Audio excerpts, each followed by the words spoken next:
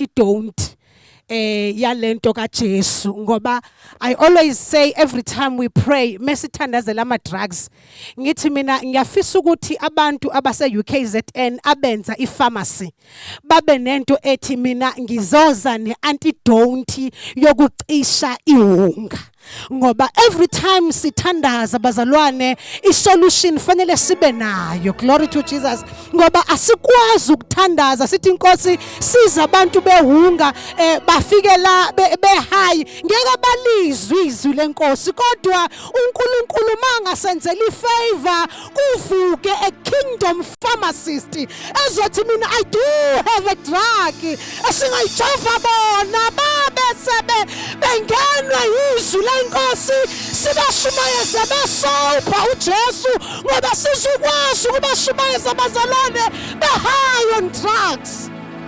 Masithandaza sithandaza lowo mthandazo siyabonga umpostoli ukusilethela ihubo sizolihuba impela nami ngiyathembisa lapha esontweni lami soba ne practice lehubo ngoba kufanele bazalwane izinto zethu sizimele. Glory to Jesus. Ungaqala nje uposte usho ukuthi siyeze ICC ingqephu sobe siyifakile ngoba sizothi omunye wethu ubhale ihubo asizolihlabelela sonke bazalwane sizahlabelela kuJehova ngalenza iphutha njalo mekufika izinto zenkosi ungalenza iphutha lokuthi hayi ngobuye ngibone ngalenza iphutha mekufika iwave of a new song ngiyayikholela baba umajoli into ye wave of a new song because when we are in the presence of the Lord kuqubuka izinto ezintsha we come out with new songs and new testimonies.